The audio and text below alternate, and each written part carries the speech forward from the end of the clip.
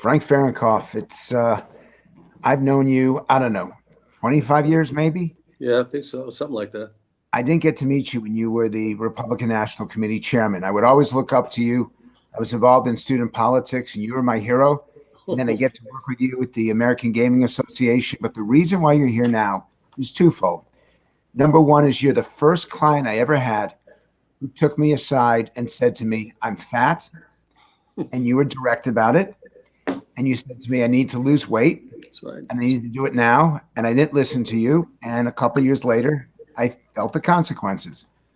Is that the way that you treat everybody, telling them that they're fat, that they need to lose weight? Well, not everyone's as fat as you were, Frank. Great. Thank you. I appreciate that. You just experienced, and you've been doing this now since 1988, you just experienced two of the toughest debates that your commission Right. has ever had to deal with. Was there ever a point when you thought that you could actually lose control, that Trump and his pressure and his campaign might actually scuttle all the debates? Well, at the very beginning, I wasn't sure that debates would take place. I mean, I had an early reach from the Trump campaign. It came from Brad Parscale, who was originally the campaign chairman, and I met with him in December of last year, and I had to brief him. He didn't know very much about the debates, and he also said that the president wanted the debate, but was concerned about the fairness, and he kept bringing up the fact that to me that, and Donald apparently brings it up to him, about the microphone at Hofstra, the first debate, when the president says we did it on purpose. If you watched it on television, you didn't know there's anything wrong with the microphone. But if you were in the hall, you could hear modulating. So his voice went up and down. And I'm sure I do a lot of public speaking, so it would be certainly disturbing. But we didn't do it on purpose. He accused us of trying to sabotage him, and he keeps talking about it to this very day. A funny story about it: after that happened, for the next debate, I said, well, if there's any concern concerning our sound people, why doesn't the Trump campaign put a person with our sound person behind the scenes and watch him? And so this man who is our guy, I'm not going to name him, did such a good job and became such good friends with the sound person from the Trump campaign for the remaining debates. They hired him to be the sound man for the inaugural. So it's crazy stuff you can't make up. But he mentioned that, and then as we got closer in, I didn't know whether Joe was going to debate. It was always up in my mind that it wasn't. I think the most of time I was afraid, it had nothing to do with Donald pushing, is I said to myself, I don't know if this final debate, the one we just had, that there was an upside for Joe. He was way ahead in the polls. He'd done this thing out of his basement. He did the first debate, came out of it, okay, has done these town halls. And I thought maybe he'll take a walk. Maybe he'll come up with an excuse not to participate and just try to, ride it out because I felt if he screwed up in the debate, it would just turn the thing around. But he stepped up and was right there, right to the end. I was afraid they might back out. There were some problems in the last day. We had some problems concerning the testing, whether or not they were both going to be tested. The White House wasn't too hot about doing it, but they eventually did it on Air Force One on the way there. And the testing that they did, and Biden had his test that afternoon. And that was enough to get HCA, who was our on-the-ground medical advisors, to give a go-ahead. And then there was a big battle over the plexiglass that wasn't decided until 4:30 in the afternoon, but it was eventually removed. Of all the candidates that you dealt with since 1988, is Donald Trump the most difficult? Yeah, Donald's difficult with everyone, but as I said, I've known him outside of this context, and he's a guy who is very aggressive, and that's just his nature. It's just his nature. But I don't think I've ever dealt with anyone quite as aggressive as him.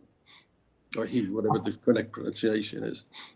As the debate, and I'm particularly interested in the first debate, and I'm truly grateful to have been there. It is going to be one of the greatest moments of my life. And I expressed to you at our meal yesterday that there was a moment when I really did consider standing up and saying to the candidate just yelling out, "Shut the fuck up." It was so awful. It was. How you're responsible. I mean, you're obviously not responsible for what they do, but it's your commission. And I know it's a team, but you've been in charge. Well, And I'll there's tell you what I look at, though, Frank. Some people say that first debate was a disaster. And I will say in one way it was. But listen, when we changed the format in 2012, away from the old format where you had a moderator and 3 reporters who asked questions and so forth, and we changed it and took the 90 minutes, divided it into 6 15-minute pods, with the moderator being the one who named the subjects.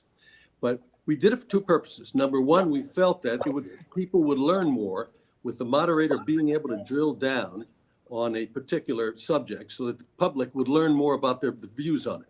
But the other side of that coin was that they also would learn something about the character of the people who were participating and how they conducted themselves, and were they cordial, and were they someone that they wanted to like. I mean, one thing that was people have asked me for, what have you learned? You've done 30 of these presidential debates. And I said, what I've learned is that people want to like their president. And 2016 and this cycle were the only ones that I can remember that the American people didn't like either one of them, really. I mean, Joe Biden's numbers have been up now in the low 50s, but for a long time they were both under 50. And of course, with Hillary, they were both terrible. And I always thought back to the time when Al Gore was debating George W. Bush, excuse me. It was a town hall meeting, and I don't know if you remember, but Gore got up and walked over while George W. was answering and stood in front of him. And Bush turned and looked at him, gave him a grin and nodded his head, and all the people started laughing. But that showed something about Gore that I think hurt him in the election. And so I think what the president showed was his character and his attitude toward things and his way he treated people. And I think it hurt him. And the numbers went down dramatically. And I think that's why he so radically changed his posture and approach last night. And I think that when I put in the 2-minute turning off the microphones, and I think that both of them knew there was some discipline around, even though after those 2 minutes for each of them, there was no button. They could go at each other all they wanted, but they didn't, because I think the discipline was imposed by putting in that method by which to enforce what they'd agreed to. They'd agreed not to interrupt each other for the first 2 minutes. They broke that pledge in the first debate. They didn't yesterday. Were you annoyed by the fact that it was not reported? This was not a change to the rules. This was simply an enforcement of the rules. And yet I watched NBC News that they actually said we've got a bit of a change is what they called it. And that's not accurate. That's not accurate. And the Trump campaign, went on the air and saying we were changing the rules. We didn't change the rules. All we did was find a method to enforce what they'd already agreed to. And not only agreed back in July when we came out with the plan, which if they were going to come to the debate, they had to agree to. But the day before the debate, I had them again state that they would not interfere, not interrupt the other speaker for those 2 minutes in each of the segments. So it was no way a rule change. It was an enforcement method. I take questions in this because Sure. I encourage the discussion.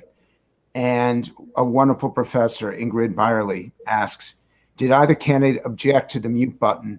And why did the moderator not mute a candidate if they refused to stop speaking in spite of her request?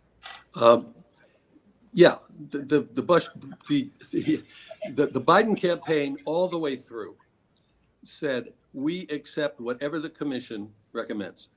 We never had a pushback until we did have a little pushback on the plexiglass thing. That was the last issue. And but the Trump campaign was very much against it, even though they'd agreed not to interrupt. And remember, that's the important thing. And I think the media didn't do a good job of this. The mute button only was for those 2 minutes at the very beginning that each of them had. The remaining 10 to 11 minutes of that each segment, there was no mute button.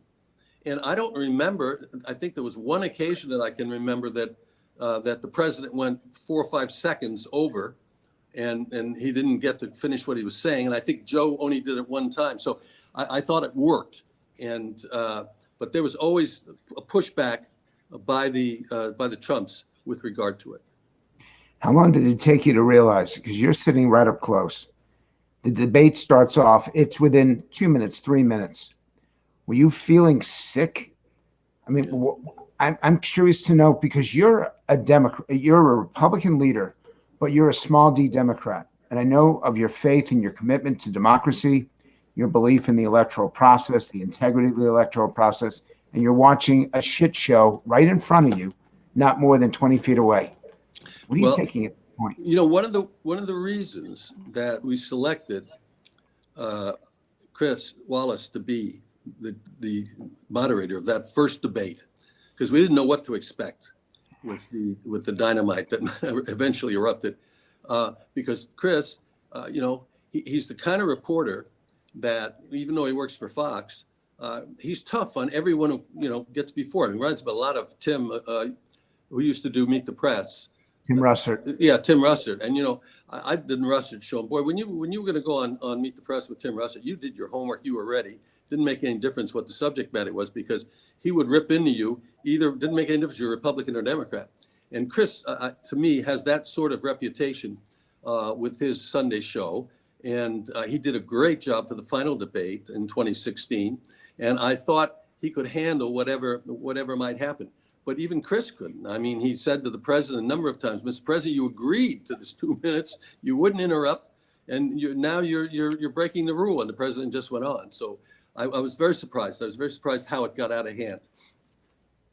Is there who's been your best moderator? If you go back to 1988, who are the 2 or 3 that stand out? And I know that all of them have had their own strengths, but are there 2 or 3 that have been clearly, Jim Lara, year in and year out, did a great job, and so did Bob Schieffer. Those 2 were very reliable, and you know, some people say, well, it's easy to explain why, because they were established people in the media, and it wasn't that they were using the opportunities we used to see when we had the moderator and 3 reporters who were trying to use the debate to raise themselves up with prestige, with their network or with their newspaper, whatever it was. And I think that they were probably the best. But I must tell you, Kristen did a wonderful job last night. I thought she was very, very, very good. And as you look forward, when you guys meet again to decide what rules you're going to have, are there changes you're going to make based on what happened in this election cycle? What we'll do, as we always do after every cycle of debates, is we look at what we did, how we did it. We bring in people to advise us. Should we change something? Should we not change something? And we're going to do that. We'll do that probably in the spring.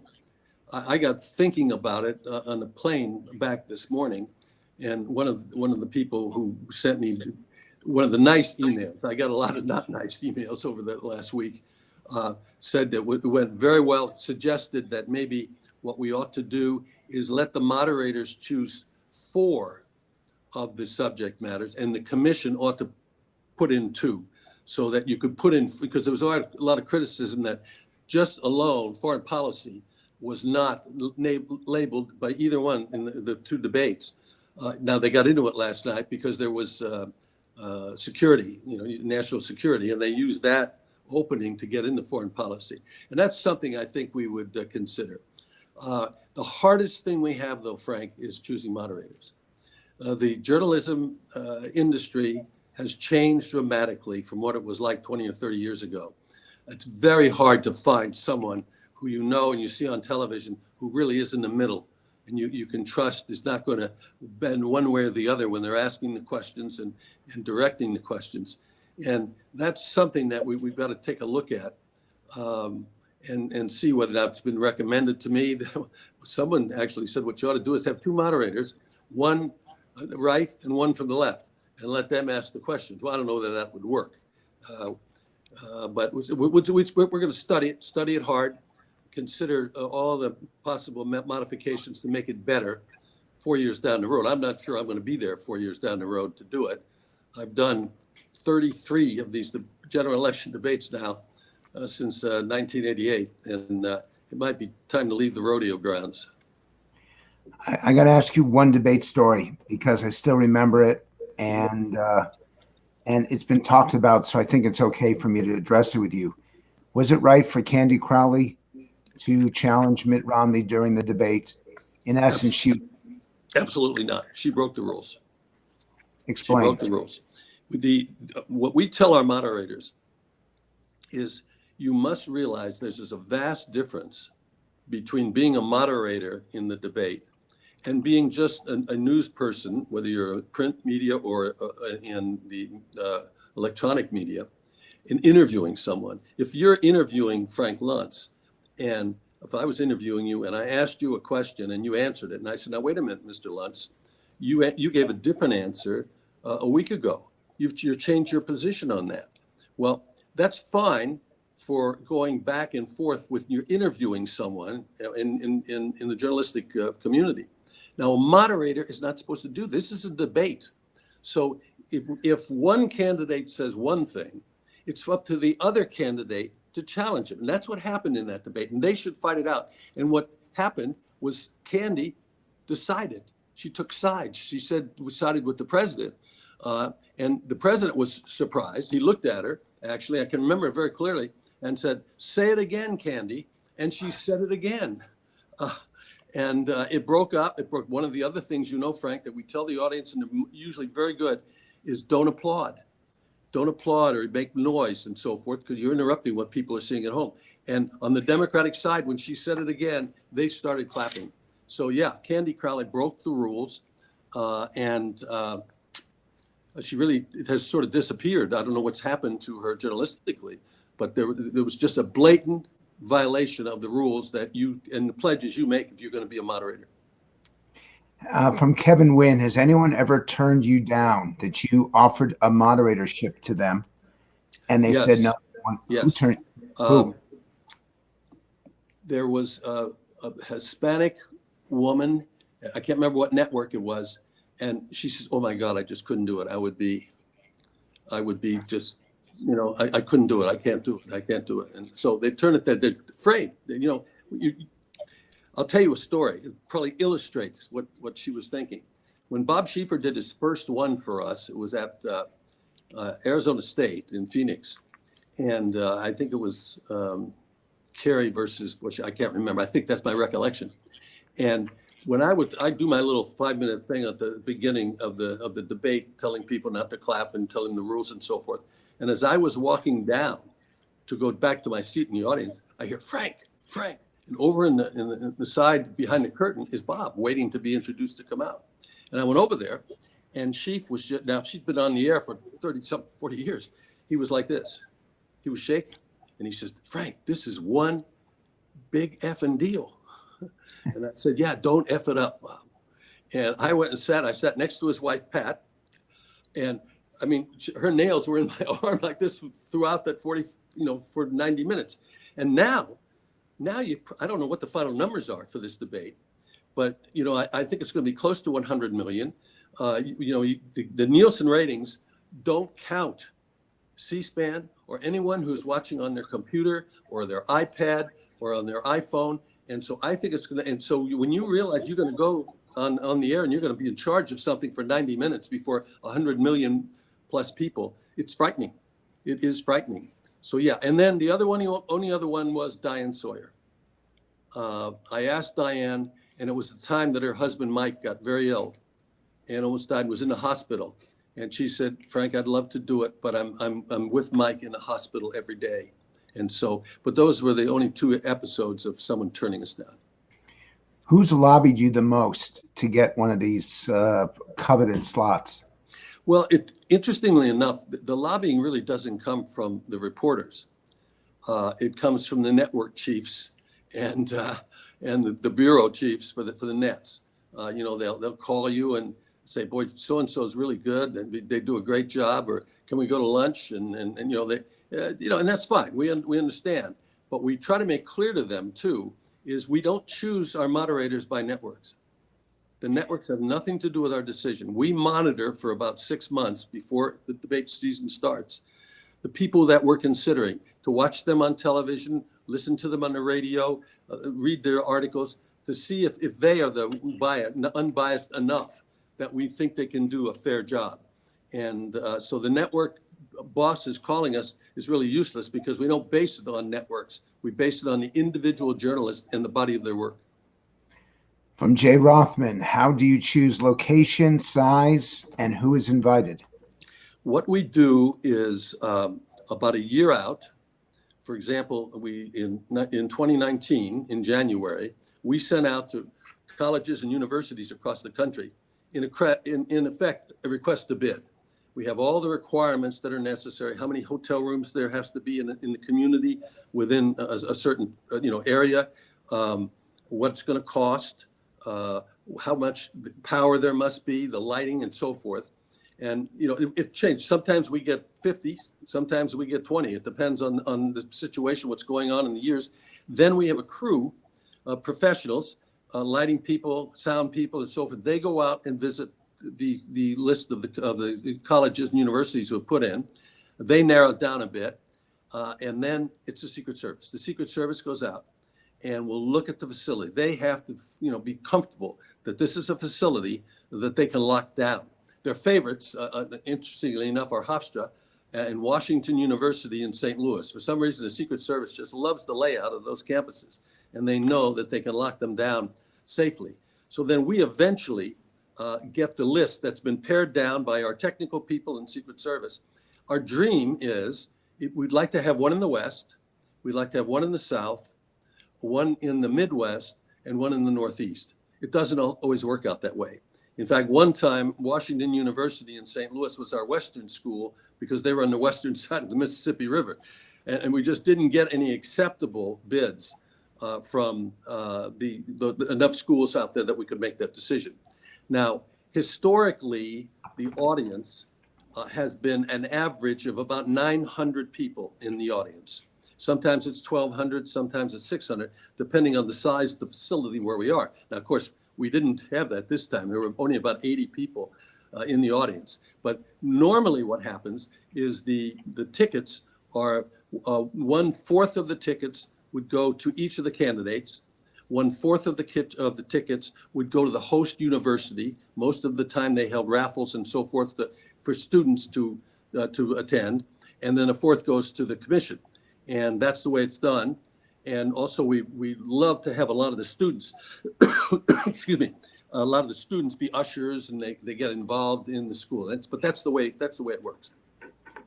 Harry Clark, who I think you know, asks, why do you make it so difficult for third-party candidates to participate in the presidential debates?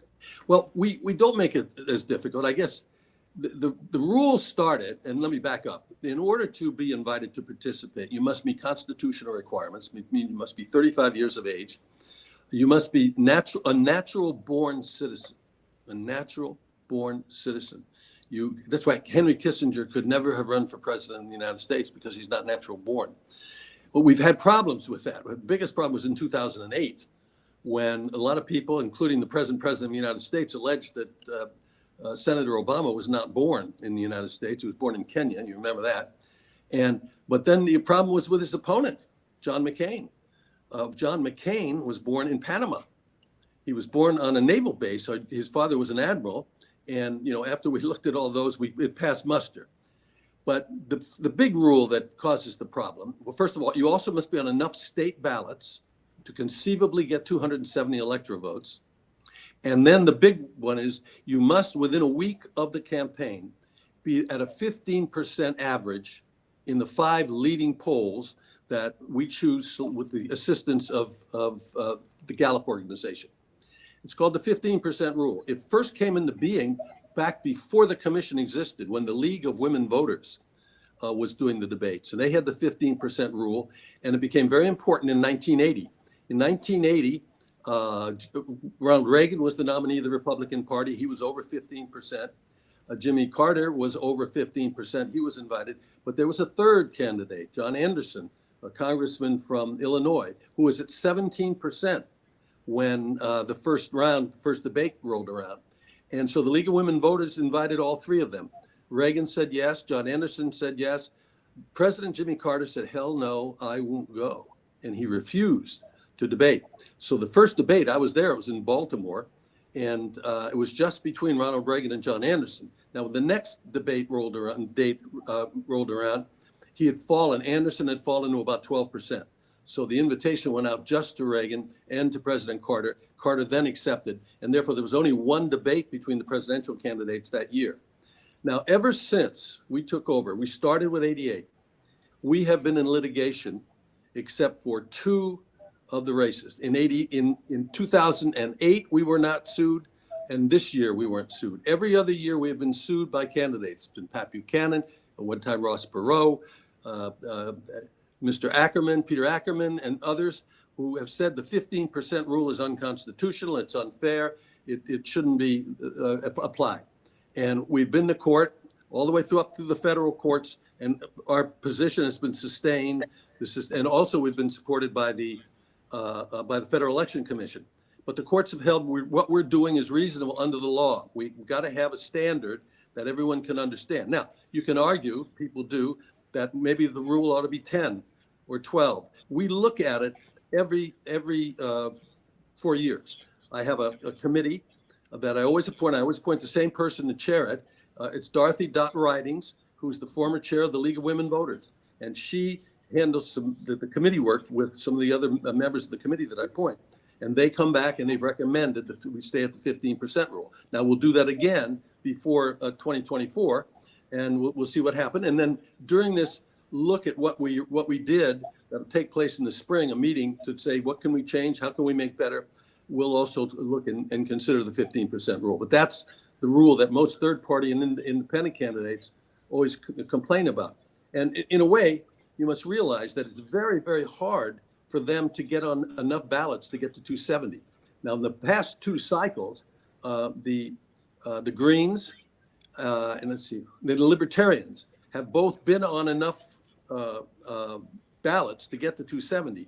But in 2016, the Libertarians got to about 10% during the polling. They fell back and only got 4% of the vote.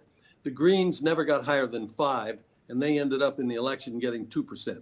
So I know it's difficult, but one of the things we know is you can't have a presidential debate, general election that looks like the primary debates, where you got 10 or 12 people on the stage. If you do that, the major candidates are not going to participate.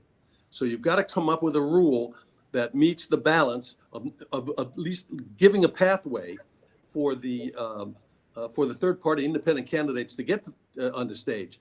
In fact, Newton Minow responded to a Wall Street Journal article or op-ed that came out last week saying that, well, the commission shouldn't be there. Let the two campaigns get together and work out this. Well, that would be illegal.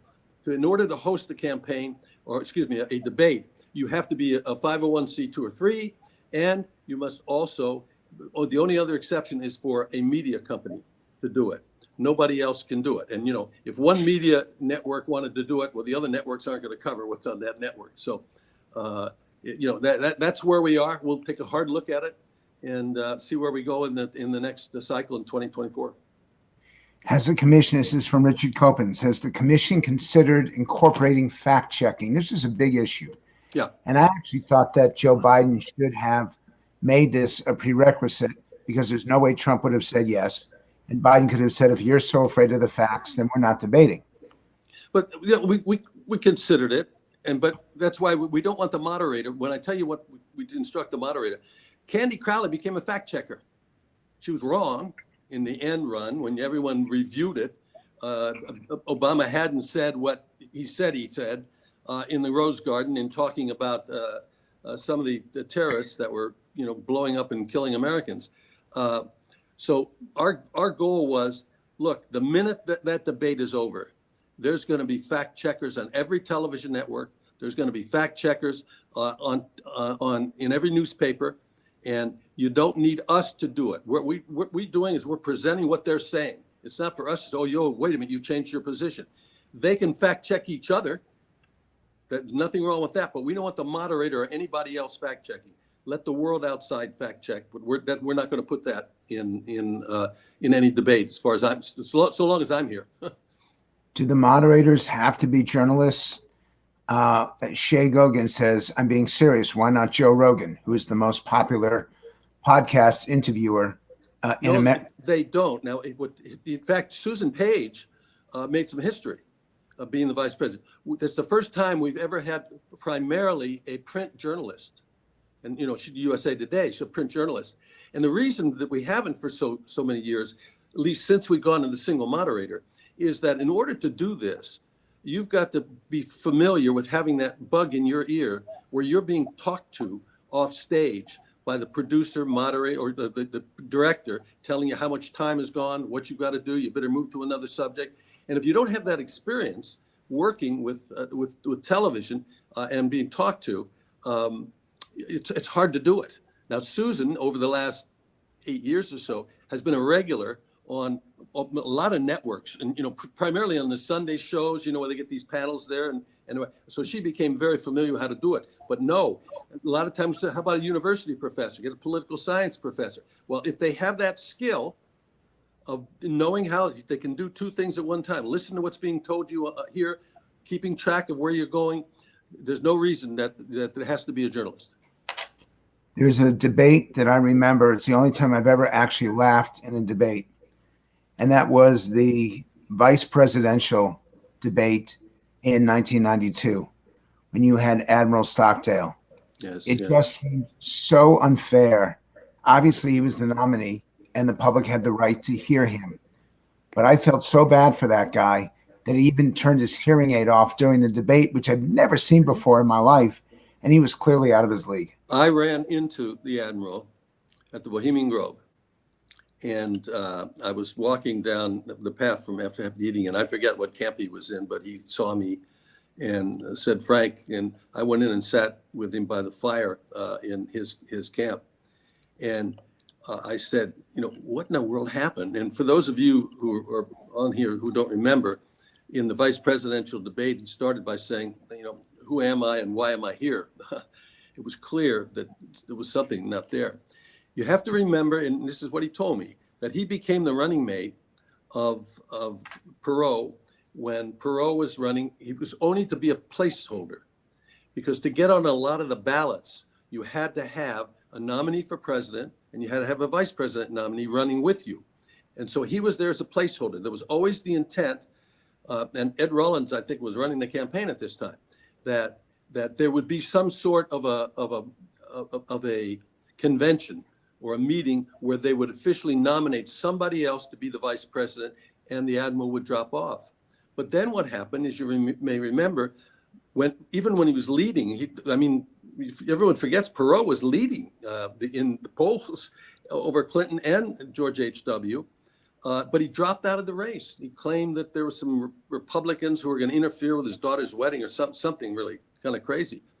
And then when he came back in, there wasn't enough time to have this convention and have someone be nominated officially by the party to take the place of Admiral Stockdale. And so he explained that to me, and I said, well, did Ross Perot talk to you before the debate and tell you what he was thinking and so forth? Because he never called me. He never chatted with me, never told me anything. And so that's what happened to Admiral Stockdale. A real hero. So it was sad. It was sad. How do you were the chairman of the Republican National Committee for a number of years. And I remember you were one of the people who modernized the GOP and made it, in essence, a governing party for about 40 years. I think that we're about to go through a change. I think that Donald Trump has redefined the GOP.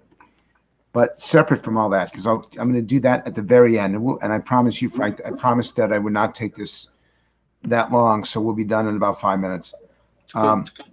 How do you keep your partisanship out of your moderation, out of your position, because you have to? And I really, you're unique in this. And this day and age, nobody does that. What's going on in your head that says, you know what, I really shouldn't advocate for that, because even though that'll help the Republican candidate, that's not what I'm here for? That's a good question, and it really goes back to when we formed the commission. At that time, I was chairman of the RNC, and Paul Kirk of Massachusetts was the head of the DNC. And we sat down. We became very good friends. In fact, it's kind of funny, Frank, in all the years I've been in Washington, two of my best friends were the two men who were chairman of the Democratic Party and who I opposed, Chuck Manette of California and Paul Kirk of Massachusetts. I mean, our wives know each other, our kids knew each other. It was a different day in American politics, I have to admit. But Paul and I said, and it really does sound trite, that whenever we were doing work on the commission, anything for the commission, he would never wear a DNC hat, and I would never wear an RNC hat. We would always wear USA hats. And I meant that. It's my way of giving back. I mean, I came from nothing. You know, my wife and we came from nothing. We've got so much now. My way to give back to my country. I think it's important that when we're talking about electing the leader of the U.S. and hopefully still the leader of the free world, the American people ought to see those candidates in an atmosphere where they're laid bare in a way. They have to answer questions in the town hall meeting. They have to answer questions from just a citizen, and so it's my payback to my country for being so lucky to live here. And I think the fact that we're still here 33 years after we were formed means maybe we've done a pretty good job on that. I want to bring Phil Kent into this. If Biden wins and the Senate flips, how can the Republican Party, this is the partisan part of it, how can the Republican Party turn back towards its traditional principles and turn forward to become more diverse and attract more young people for its future? Or is that even possible? Well, and I know Phil knows me. We spent some time together at Harvard. I think what's happened is it's not just the Republican Party. I think the Democratic Party is not the Democratic Party that it has been for years. Both parties have split. When we planned the Reagan years and we planned his campaigns, we used to approach it. We had a guy named Dick Wirthlin, who was a great pollster and very close to the president. And we would sit down and we would say, all right, we're going to assume that we're going to start out with 40% of the vote. And we're going to assume if the Democrats nominate Mickey Mouse, they're going to start with 40% of the vote. And the battle is going to be over those 20% in the middle. And that's how we picked the states. We never campaigned in all 50 states with Reagan. We picked about 25 or 26, how to get to 270, as quickly and as easily as we can. We did it successfully twice for him and once for George Herbert Walker Bush. But now there's no longer that small 20% in the middle. Now it's about 25 or 30 for each of the two parties, and the rest of the people are in the middle. And so it's not that it's the Republican Party that's just gone down. The Democratic Party is going through the same thing with the extreme left. Joe Biden, as long as I've known him, has always been a moderate a Democrat, someone who worked across party lines in the Senate. In fact, if you go back and look at the first 2 years of the Obama administration, Joe was vice president. He did a lot of deals with the leadership of the Republicans, and a lot got done in those first 2 years because he then got called to the White House by Harry Reid, my old, Nevadan, my old mate who I've known forever, and I'm wishing him great health. He's still having some difficulty. I talked to him the other day by email, and he says he's doing well. But Harry went to the White House and said to Obama, keep the vice president out of my dealings with the Republicans. He's messing up what we want to do. And the president jerked Joe out of that. And that's when the real problem started, where nothing was getting done. So I've always considered him to be a moderate Democrat who would work across party lines. That's at least his history. But with the party he faces now, so far he's been able to say, well, I'm holding off, the extreme left. But then, this fracking thing, which just popped up again, and he made some statements about the oil industry he probably shouldn't have made at the end of the debate. So they're going through the same thing. Both of these parties are nothing like they were when I first started in politics. And I don't know what's going to happen. I don't know what's going to happen. It's going to be interesting to see. But clearly, I think if in fact Biden wins the presidency, and really if the Democrats also capture the Senate, there's going to be some real change that'll have to be made in the Republican Party. We can't just rely on old white voters. There's got to be a way to reach young voters. I think there may be a surprise in this election. I think that Trump may get more Black and Hispanic voters than most people think. So it's the whole political world is turned upside down in the United States right now. But that's a good question by Phil, and I don't know really the answer. Both parties have the same problem, I think. Maybe the Republicans worse. So if you had to put your strategist hat on, and you wore it for a number of years, what advice would you have given Joe Biden for last night, and what advice would you have given Donald Trump for last night? Well, I think whoever advised the president did a pretty good job. They really, really calmed him down. I thought he was very succinct. He obviously had focused on some of the areas that he knew, and he was ready for them. This Biden so-called scandal, we don't know yet what's at the bottom of it, which, I'll say this, when you really look back, this president, from the day he was nominated, and then before he was even inaugurated, there's been a war against him by every media outlet that you can think of. He's really, no other president has gone through what he's gone through. Now, whether he deserves it because some of the things he said and did, that's another story. But I thought he did as good a job that he could do. Maybe not have pushed so much on the Biden son thing, since it wasn't going anywhere. I think a lot of people watching the debate didn't know what the hell he was talking about. But with Joe, I thought also Joe did a good job. He was calm. He was well prepared. He spent 3 or 4 days off the trail, getting ready for it. I thought he was succinct. He's not the Joe Biden that I knew for 20 or 30 years, but I'm not the same person either. I'm older than him. And so I thought they both did a good job last night. I'm not sure I would have changed a heck of a lot with either one of them. And Richard Dreyfuss, who joins these calls, what would you think about reading something from the Constitution in 4 years to remind people of what this is all about? The idea of taking an aspect of the Constitution at the beginning of the debate, because in the end, this is not about choosing a president. This is about leading a country, leading an idea, leading a principle. And if you look at our backdrop, if you look at the setting there, we've got the part of the Constitution and also the Declaration of Independence. This is a pet peeve of mine, Frank. The problem that we have and we're seeing today is in K through 12, they do not teach civics. They do not teach civics. They don't teach the history of this country and what we've gone through. Now, the complaint has been that maybe we should add to that some of the problems Black Americans have had from day one through slavery and so forth. And I have no problem with that. But we don't teach civics.